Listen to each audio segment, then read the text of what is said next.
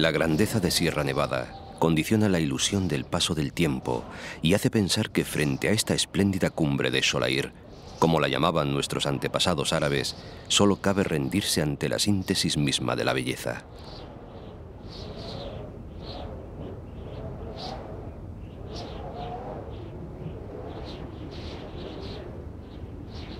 La última gran muralla natural del sur de Europa.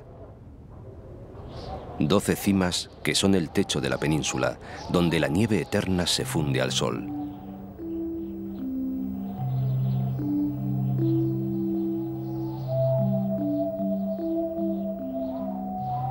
El Mulhacén es el paisaje de la cúspide más eminente de toda España. Allí, a 3.482 metros, reina una antigua leyenda. Cuenta Pedro Antonio de Alarcón. Su nombre es el mismo del imprudente esposo que repudió a la altanera Aisha. El nombre del escarnecido padre del revelado Boabdil. El nombre del constante adorador de Soraya, el lucero de la mañana. El nombre, en fin, de Muley Hassem, el penúltimo rey de Granada.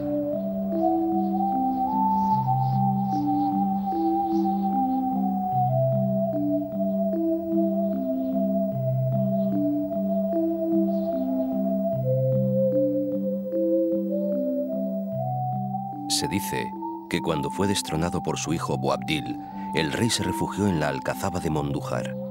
Allí terminó sus días con la única compañía de su favorita, Soraya, y de los hijos que ésta le dio.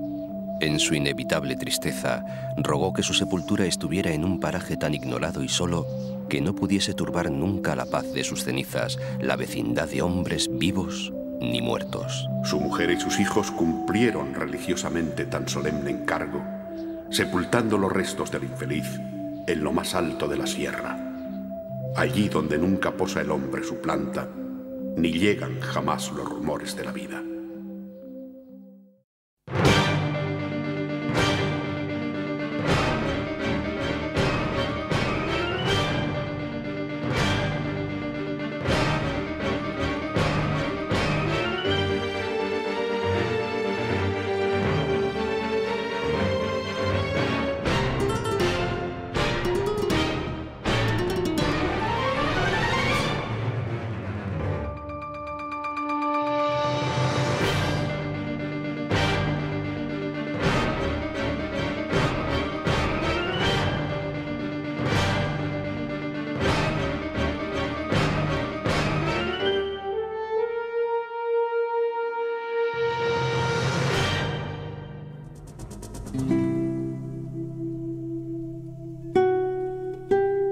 El tajo que cae desde la cima del Picacho le da su silueta característica, mientras el aire frío y empecinado arrastra viejas memorias de romance y viento. Aléjate, frío brutal y persistente.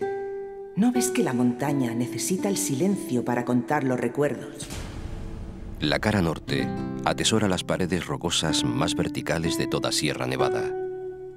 Este Picacho produce vértigo, es el Veleta.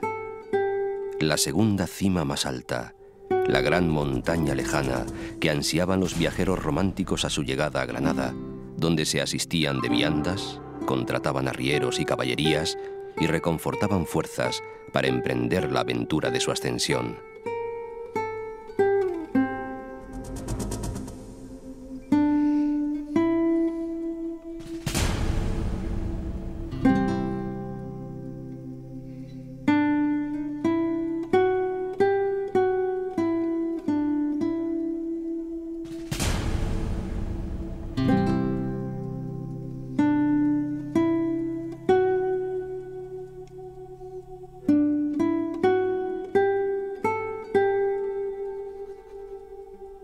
Fue Ángel Ganivet, el finisecular escritor y diplomático granadino, quien tuvo la ocurrencia de convertir Sierra Nevada en la Finlandia andaluza y sugirió mediante cartas a un periódico granadino la práctica de los deportes de nieve en las montañas más elevadas de Andalucía.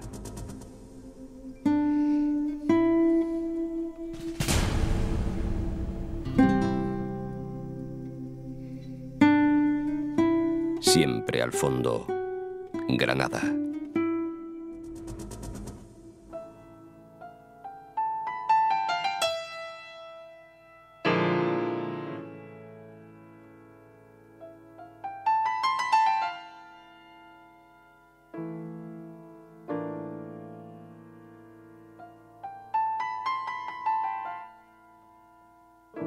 Dale limosna, mujer, que no hay en la vida nada como la pena de ser ciego en Granada. Así trovó Francisco de Icaza, glosando a su manera la belleza de la ciudad. Como Roma o como Amán, la capital del reino nazarí se alza entre 7 colinas, junto a los ríos Darro y Genil, resguardada por la mole de Sierra Nevada.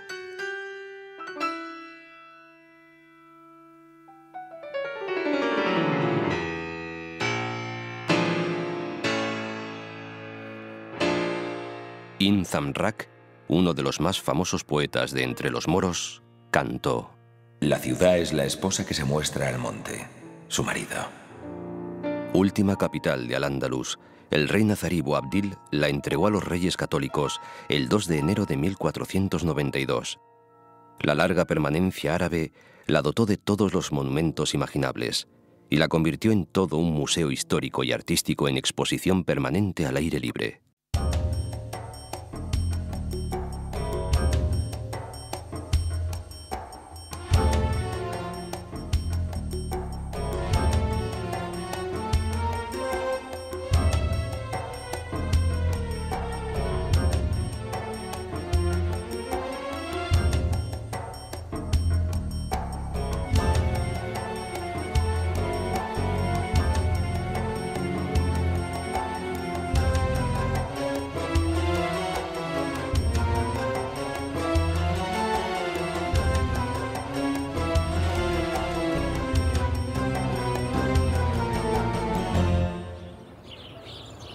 Granada es ciudad para caminar, respirando el aroma y el embrujo de las callejuelas, de los monumentos, de los cármenes, sintiendo el reír del agua y el paso de la historia.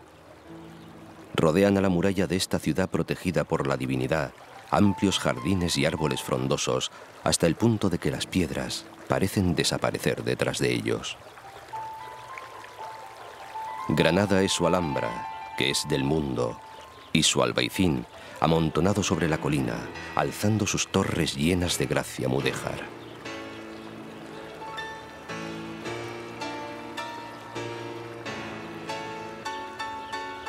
Granada son los recuerdos nazaríes de los últimos siglos de la España musulmana, de vergeles y palacios, y las palabras sonoras de Federico. Quiero bajar al pozo, quiero subir los muros de Granada, para mirar el corazón pasado por el punzón oscuro de las aguas. La vida y obra de García Lorca tienen en la ciudad una continua referencia. Es estación de partida y último destino. Granada, y con la ciudad La Vega, son el paisaje constante, no solo de la infancia y juventud del poeta, sino de su madurez creativa. Lorca vivió aquí entre 1909 y 1919, cuando se marchó a Madrid, según su padre, sin otro propósito que el de estar allí. Pero pasaba largas temporadas en la ciudad. La Granada de su adolescencia, la que amaba y odiaba, le abrió la vena de su secreto lírico.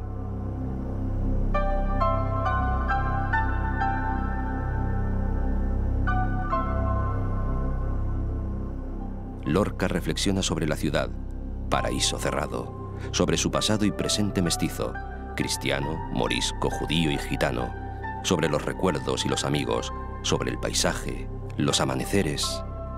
La luz de la aurora lleva semilleros de nostalgias, y la tristeza sin ojos de la médula del alba. Y los crepúsculos. Se ha puesto el sol. Los árboles meditan como estatuas. Ya está el trigo sesgado. Qué tristeza de las norias paradas. Por toda la ciudad están presentes todavía, revividos para siempre en su palabra, los personajes populares que dieron rienda suelta a su imaginación, los paisajes íntimos de sueños e historias.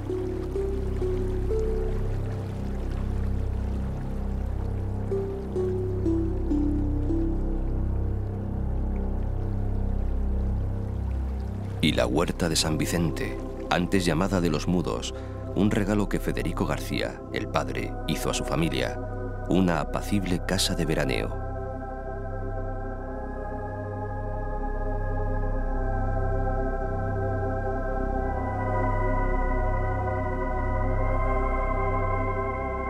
Desde las habitaciones del piso alto podían y pueden verse Sierra Nevada, la Alhambra y el resto de colinas de la ciudad. Del huerto contaba a Jorge Guillén Hay tantos jazmines en el jardín y tantas damas de noche que por la madrugada nos da a todos un dolor lírico de cabeza, tan maravilloso como el que sufre el agua detenida.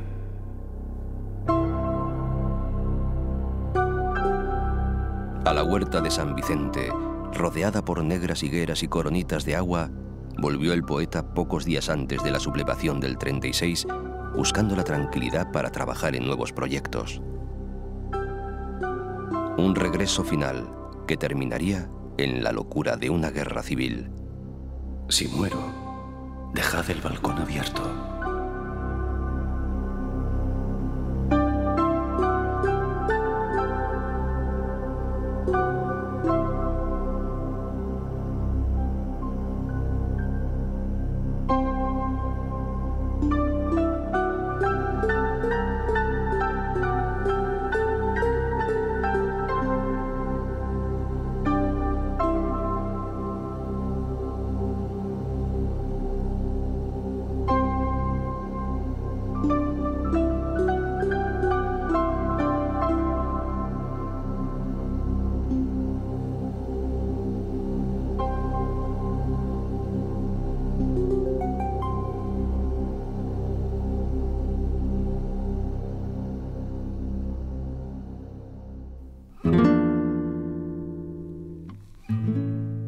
Se asegura que al salir de Granada, Boabdil no volvió la mirada hacia atrás y que solo cuando estuvo a una gran distancia de su amada ciudad perdida, en un pequeño altozano, se giró y lloró.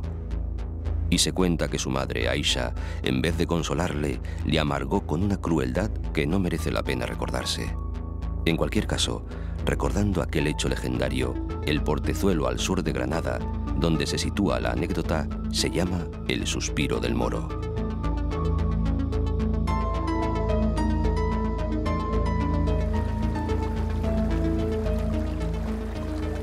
Durante muchos años, la Alpujarra ha sido la otra cara, la faz oculta de Granada. Una de las comarcas más desconocidas, no solo del mundo, sino del resto de España, debido al aislamiento que su abrupto relieve le proporciona.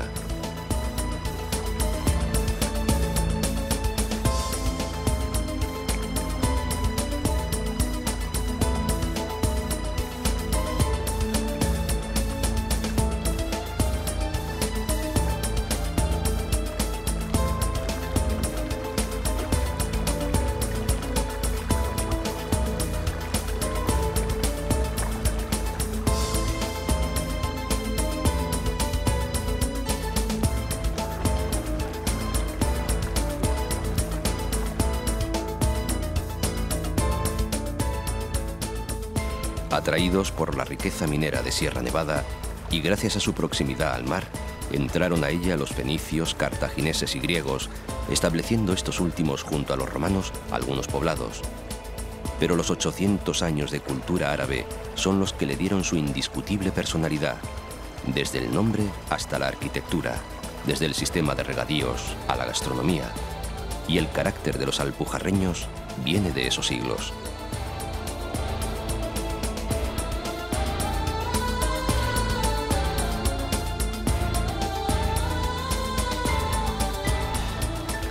Cuando el reino nazarí se rindió, muchos de sus habitantes se refugiaron en la Alpujarra y en ella vivieron durante casi 80 años con sus costumbres, su religión y su lengua. Eran los moriscos granadinos que aguantaron en las escarpadas montañas hasta que don Juan de Austria, enviado especial de Felipe II, acabó en una violenta guerra casi con el recuerdo de una civilización milenaria. Y la Alpujarra cayó en el olvido hasta que los viajeros de la época romántica la volvieron a descubrir.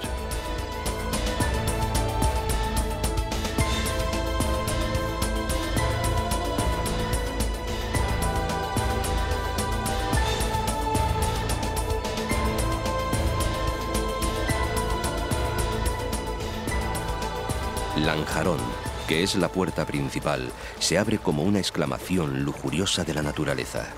Descubrir Lanjarón implica conocer el revés de Sierra Nevada. José Zorrilla decía de su cerro patrimonial: este cerro, loma o estribo, que todavía principia donde nunca ha reinado la primavera, y termina debajo de nosotros, donde nunca ha reinado el invierno. No tiene tal vez igual en el mundo. Leyendas aparte, poco más se conoce sobre la historia de sus aguas, cuya explotación regular se inició en 1803.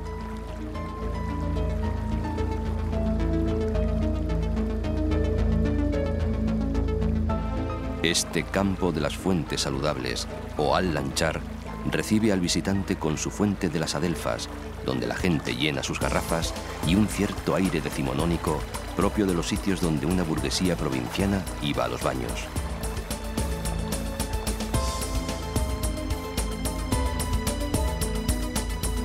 Órgiva, todavía en tierras bajas, valle fértil de la margen izquierda del río Guadalfeo, ejerce de capital, pero con la altivez de un antiguo señorío que fue cedido por los reyes católicos a Gonzalo Fernández de Córdoba, el gran capitán.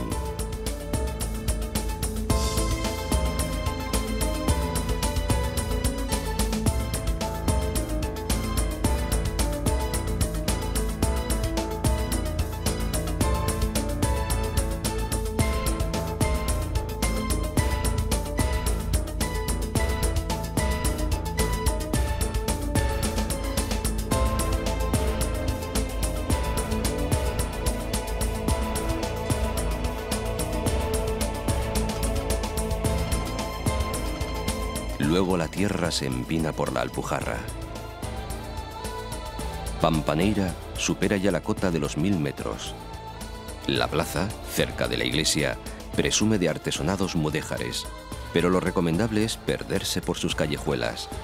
Pasadizos, balconadas de madera, rincones de geranios, granadas y parrales.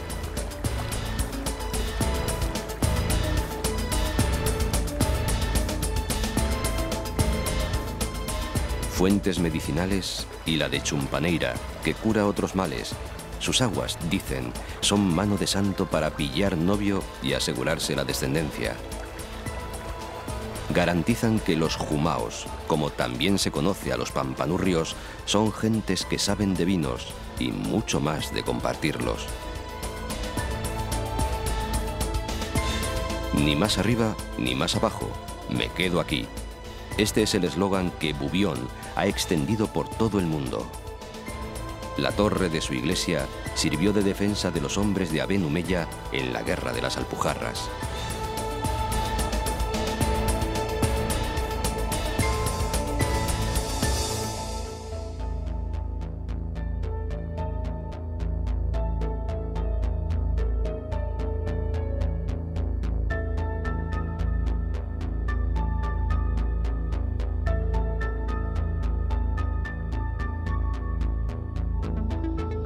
Capileira está como prendida del Tajo del Diablo, casi en el fin del mundo, a más de 1400 metros de altitud. Un paseo por el pueblo, cuyo nombre viene de los capilares de agua, se hace oyendo su sonido bajo el empedrado, caminando entre huertas colgadas sobre el Tajo y recortadas en el cielo las cimas de la sierra.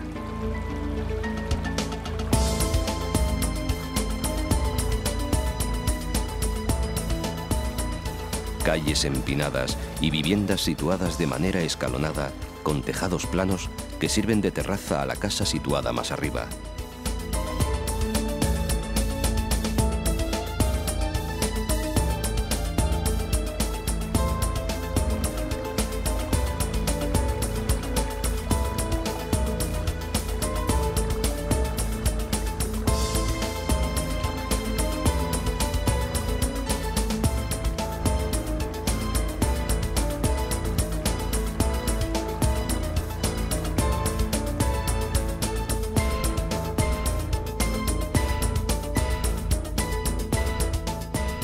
Trevélez mantiene el aspecto que tenía en el periodo musulmán, con calles que parecen enrollarse, estrechas y escarpadas. Es aquí, en Trevélez, donde los soplos ventosos que descienden desde el Mulhacén curan un jamón de recebo que hace las delicias de los más exigentes gastrónomos. Se dice que el jamón en Trevélez es un hecho cultural desde que en 1862 Su Majestad, la reina Isabel II, otorgó al ayuntamiento de la villa el privilegio de estampar el sello real en el jamón de la comarca. Y además, Se puede comer una trucha asalmonada de las que surcan las aguas de su caudaloso río.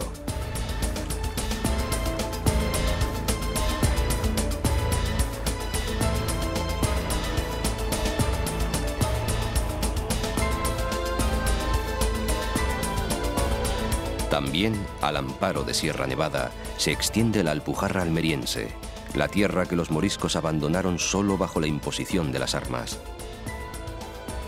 Pero su peculiar arquitectura más parece del norte de África que de Andalucía.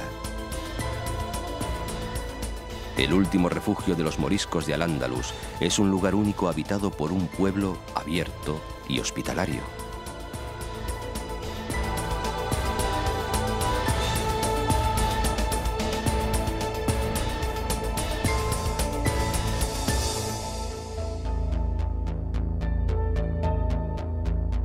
En Almócita pervive la historia árabe, y de no ser por su recia iglesia mudéjar, podría afirmarse que es un pueblo musulmán. Es el fin del sueño de Diego López Abó, el noble morisco español, asesino de Aben Humeya, quien firmó aquí, en 1570, en el llamado Cortijo de las Paces, la paz con don Juan de Austria.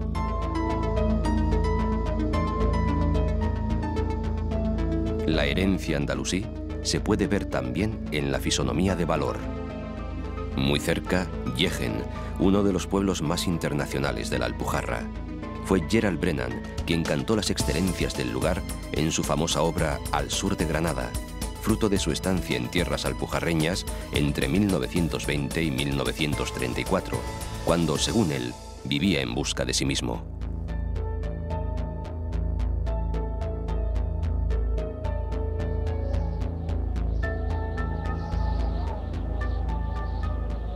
Entre la aridez de las altas cumbres de Sierra Nevada surgen, como auténticos oasis, una serie de lagunas a las que por aquí se llama borreguiles. Tienen origen glaciar, aunque hoy ya no hay glaciares. La laguna de Bacares es la más misteriosa y, cual corresponde, numerosas leyendas pretenden explicar su origen.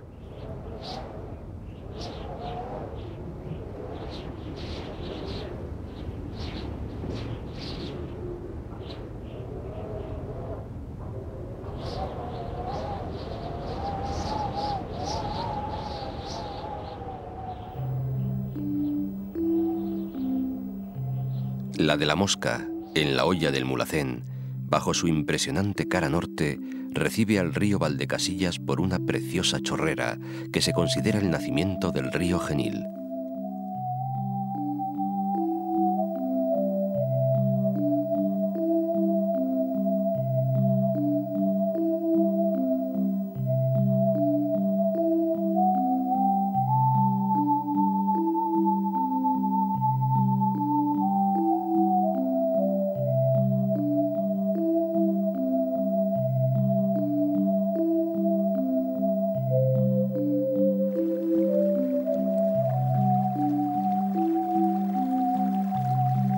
Genil significa 100 Nilos y tiene toda una historia tras su nombre. Los autores árabes lo describen como uno de los más bellos y maravillosos ríos que entonces existían. Ibn al-Yatib añadía: No se envanezca Egipto con su Nilo, pues 1000 de ellos hay en el Sanil de Granada.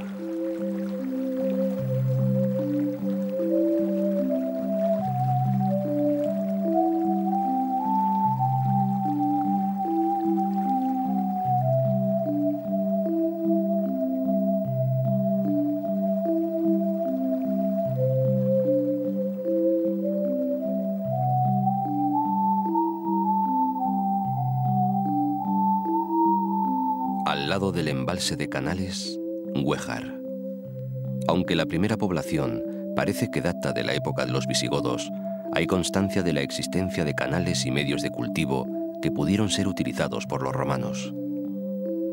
Durante la rebelión de los moriscos, tuvo aquí su bautizo en las armas don Juan de Austria, con el gran capitán como lugarteniente. Pasa por aquí una cañada real que recibe su nombre de aquellos hombres que durante décadas ascendían en verano a las más altas cumbres para extraer de Sierra Nevada la nieve, que bajada al amanecer a lomos de sus asnos, se vendía en la capital granadina para refrigerar los alimentos.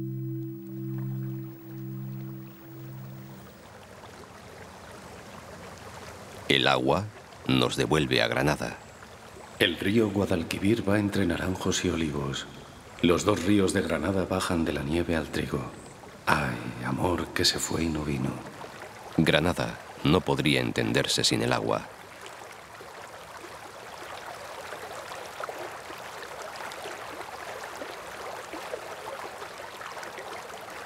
El Darro y el Genil, por sí solos, podían abastecer generosamente a la población.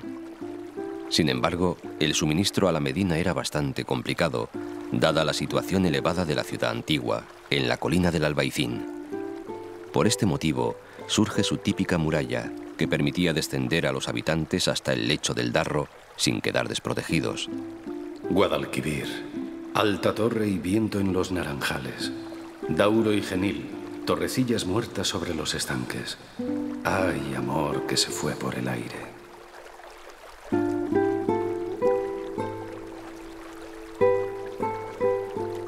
El agua que baja desde la nieve de Sierra Nevada se derrama por toda la ciudad, creando jardines de ensueño, donde los sentidos se recrean en sonidos, olores y paisajes. El río Guadalquivir tiene las barbas granates. Los dos ríos de Granada, uno llanto y otro sangre. Ay, amor que se fue por el aire.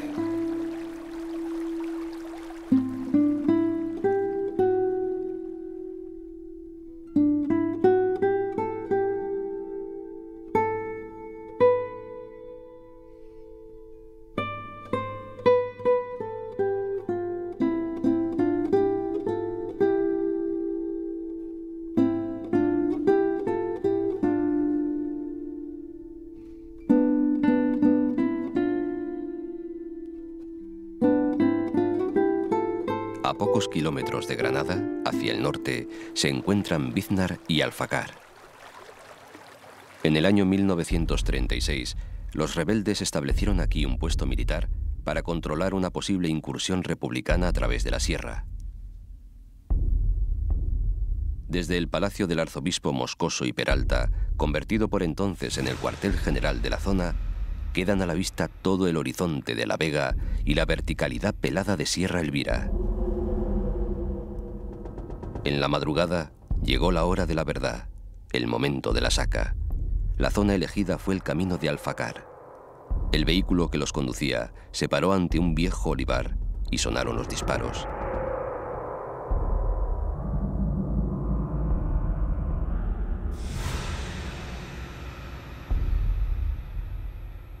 El olivar es hoy el Parque Federico García Lorca, y un monolito señala el olivo junto al que se cree fue asesinado el poeta. Tal vez, desde entonces, por aquí las fuentes lloran perlas de cristal.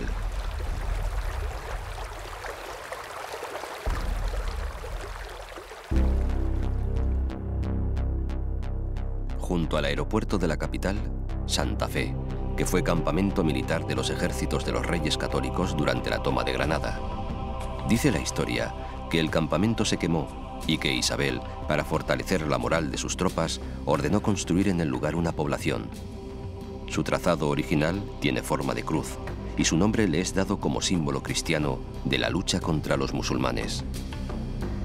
Y fue aquí donde se firmó la rendición y donde Cristóbal Colón estableció su compromiso formal con la corona hispana.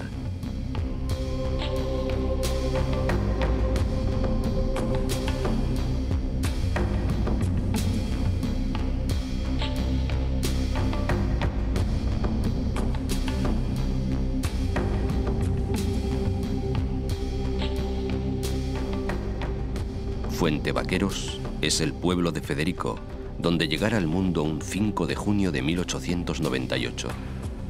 En esta parte de la Vega pasó los primeros 11 años de su vida. El paraíso natural, las choperas, los manantiales y las fuentes conformaron su entorno infantil. Es Fuente Vaqueros el simpatiquísimo, modernísimo, jugoso y liberal pueblo que decía Federico.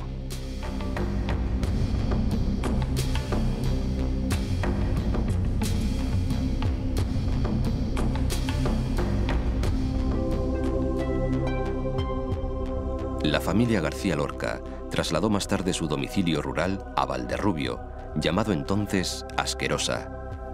El nombre actual hace referencia al Valle del Tabaco Rubio, que fue un cultivo mayoritario hasta mediados del siglo XX. Tanto así que dicen que fue el primer pueblo de Europa donde se sembró el tabaco rubio traído de América. Los Lorca vivieron junto a la casa de los Alba, que inspiraría al poeta su casa de Bernarda Alba. Pero si la génesis de la obra tuvo su punto de partida en figuras reales, una tal Frasquita Alba y sus hijas, solo el genio del poeta supo crear a partir de ellas las figuras de Bernarda y sus hijas.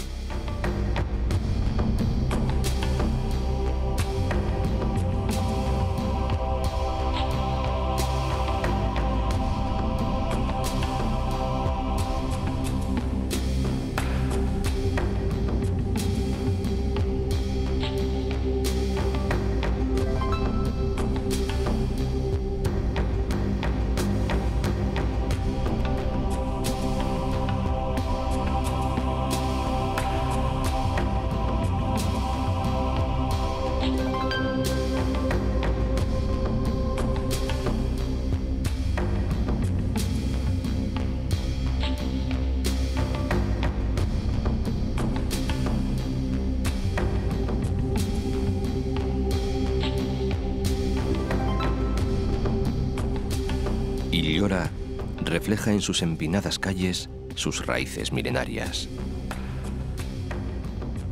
Grutas y barrancos por la peña de los gitanos,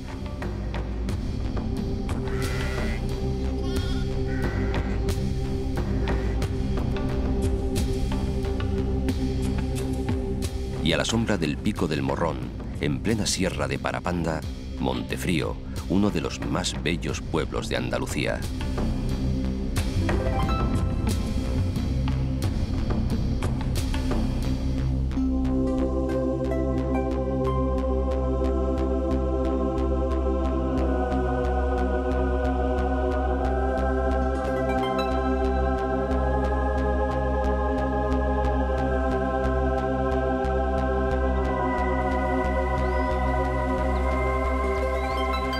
Decir poniente granadino es decir naturaleza en estado puro.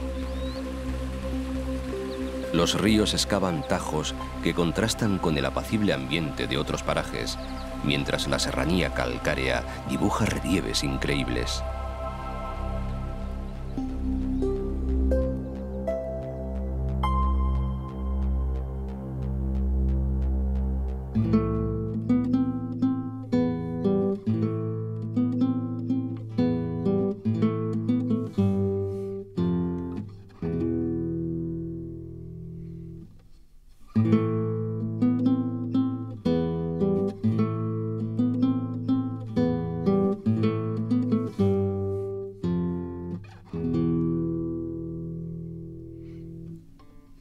Río Alhama arriba, sujeta a un curvo tajo, asida la torre de la iglesia de la Encarnación, la ciudad de las aguas termales, que es lo que significa su nombre en árabe.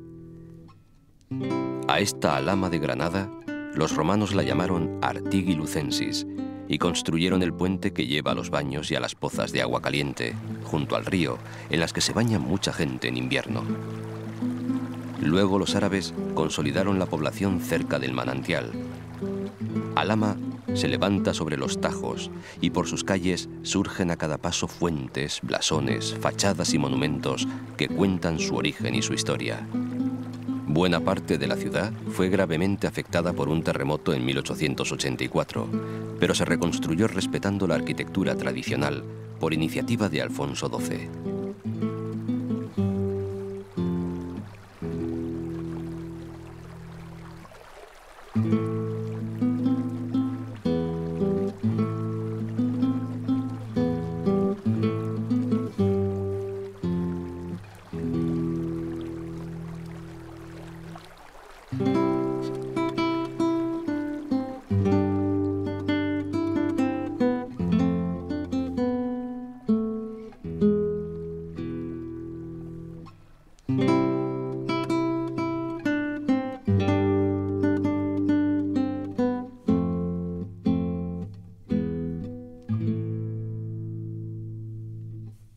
Para los fenicios fue Alfeya, para los romanos Tricolia y para los árabes Losa, que significa flor entre espinas.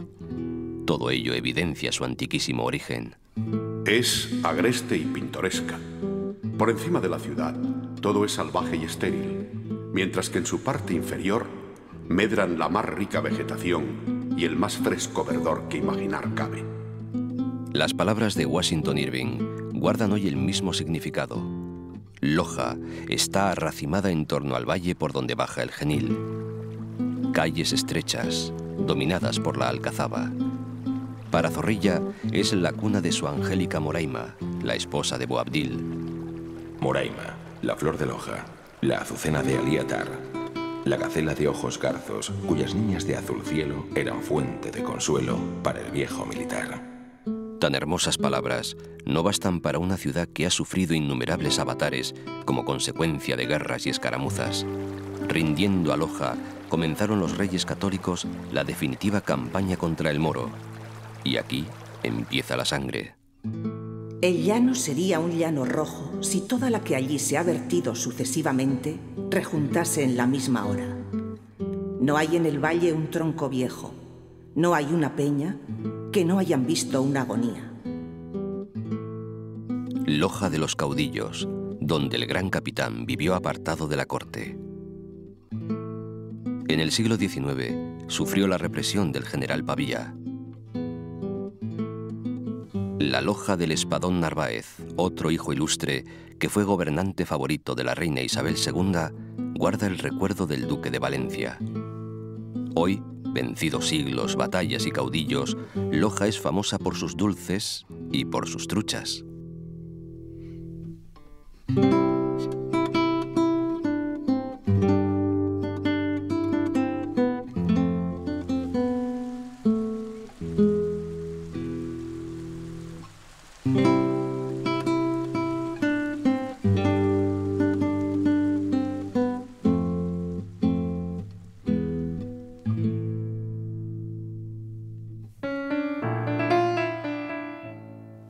El embalse de Iznájar, el lago de Andalucía, ocupa tierras de las provincias de Córdoba, Málaga y Granada. El embalse sepultó un pintoresco paisaje ribereño de alamedas, huertas y senderos, pero compensó de aquella pérdida regalando a todo su entorno el espejo de las aguas en el que Iznájar, como un barco varado de piedra y cal, se mira con altivez.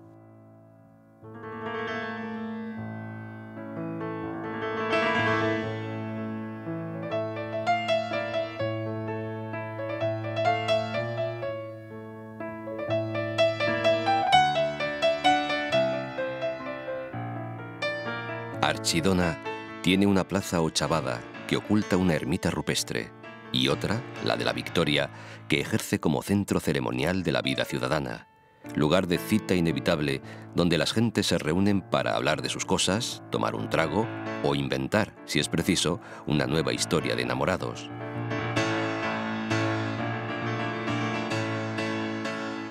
Y es también un pueblo de altura.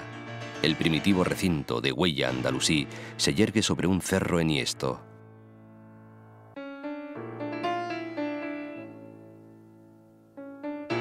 En lo más alto encontró sitio una mezquita aljama. Más tarde, durante la Reconquista, los nuevos moradores quisieron levantar en el lugar una ermita para venerar a su Virgen de Gracia, pero supieron respetar los sillares y las arcadas morunas.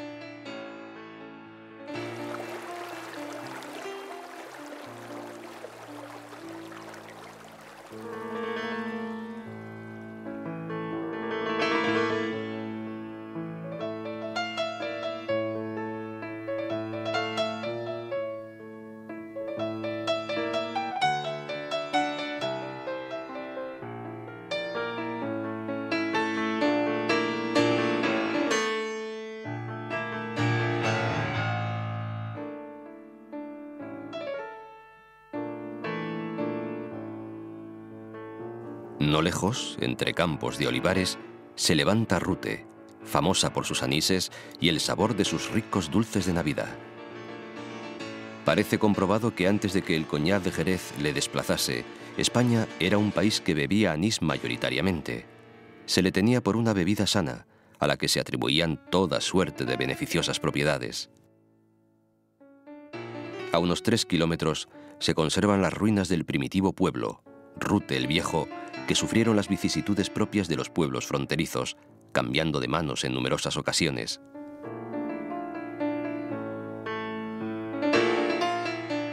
Situado en la cabecera del embalse de Iznájar, con alma de aguardiente, se despliega blancamente al pie de la sierra. Cuando el califato cayó, se convirtió en la capital de un efímero reino taifa que más tarde sería agregado al reino ziri de Granada.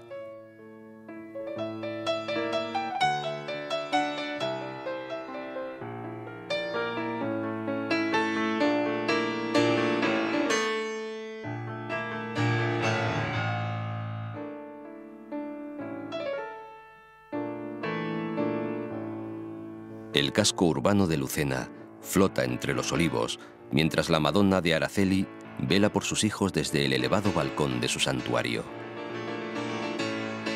Había sido desde muy antiguo una ciudad judía, donde estos convivieron pacíficamente con árabes y cristianos. Por eso fue llamada la Perla de Sefarad, y a su asilo se acogían judíos huidos especialmente de territorios musulmanes.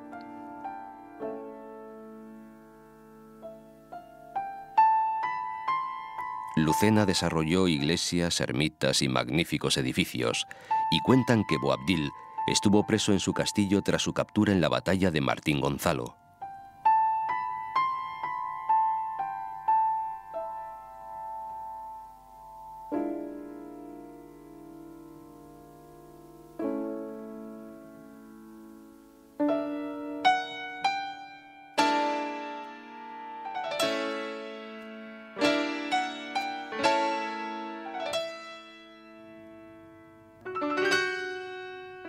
No lejos, la aldea de Jauja, patria del bandolero José María el Tempranillo, se extiende a la vera del Genil.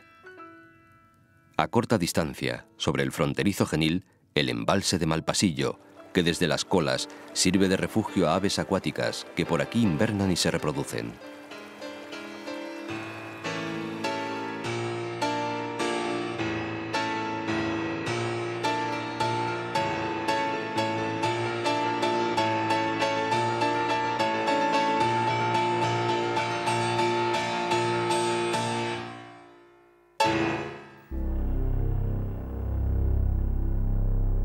Puente Genil no se explicaría sin el río que le da nombre.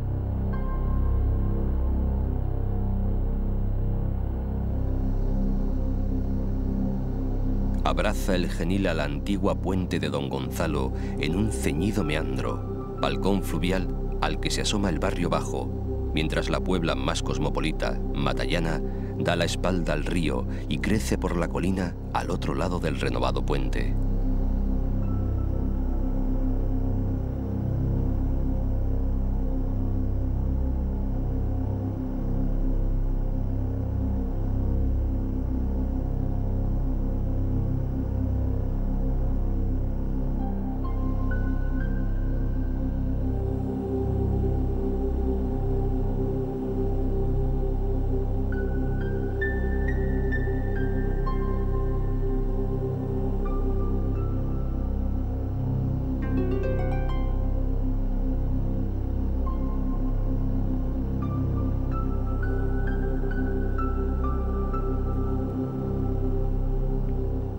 Sale el Genil de tierra cordobesa y hace un alto en la llanada sevillana.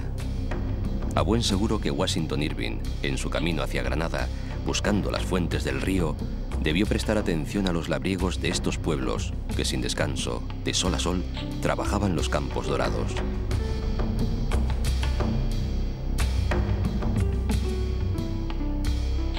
Y en Estepa, alguna autoridad debió contarle que aquí pernoctó Cervantes cuando trabajaba como recaudador de la Real Hacienda.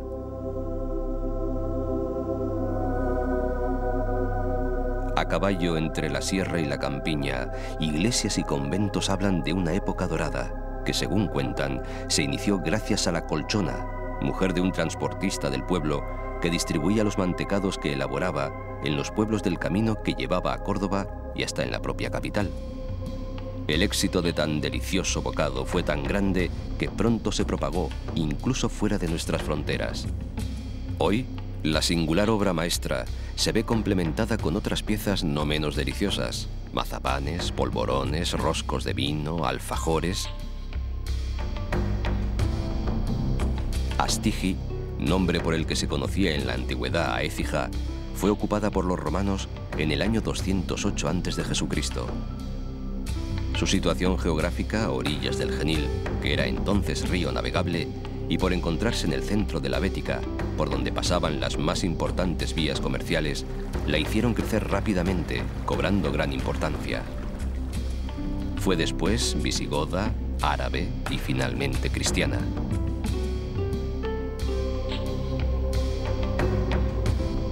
La ciudad del Sol y de las Torres se asienta en el valle entre la cañada que forma la ribera del Genil y las alturas de San Cristóbal y la Cerrezuela. En Écija nació Francisco de Huertas, un bandolero de la nobleza a cuya ejecución asistieron todas las autoridades del pueblo, incluido el obispo. Pero Écija es famosa sobre todo por la banda de los 7 niños. Todavía suenan poemas y cantares. Migueletes y soldados que nos persiguen sin tregua estarán hoy acampados a lo menos una legua. Si despreciando la vida se asoma algún miguelete, le darán la bienvenida las bocachas de los 7. En realidad no fueron 7, sino muchos más, y la mayoría no eran de la población.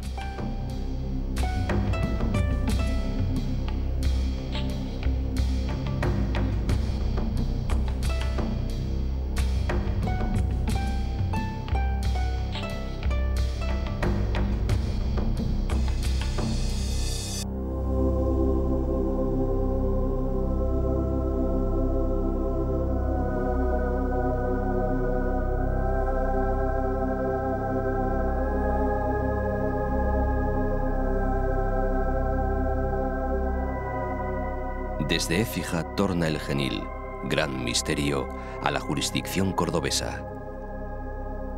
Calmo, enredándose en 100 vueltas, como a quien no le importa morir cada día. Henchido, caudaloso. Muere en el costado izquierdo del Guadalquivir, el río Grande, que le sale al encuentro por Palma del Río.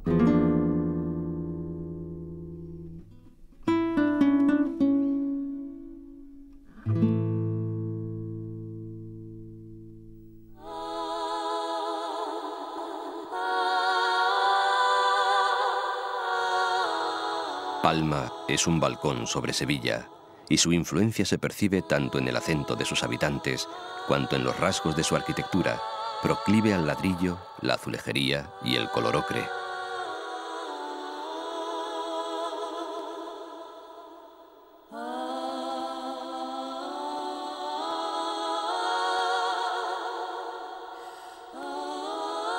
Palma, la capital agraria de la feraz Vega, a más de cuna de toreros, se embriaga con el azahar de los naranjales y tiene el privilegio geográfico de asistir al abrazo que se dan, muy cerca, los 2 grandes ríos andaluces.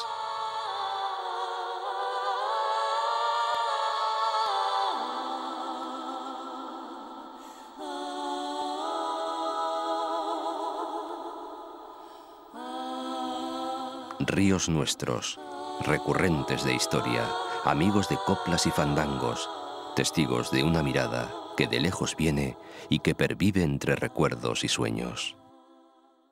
Yo voy soñando caminos de la tarde,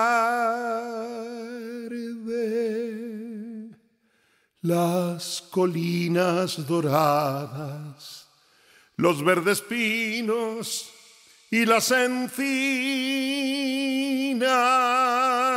¿a dónde el camino irá? ¿A dónde el camino irá? Yo voy cantando viajero a lo largo del sendero. La tarde cayendo está, la tarde cayendo está.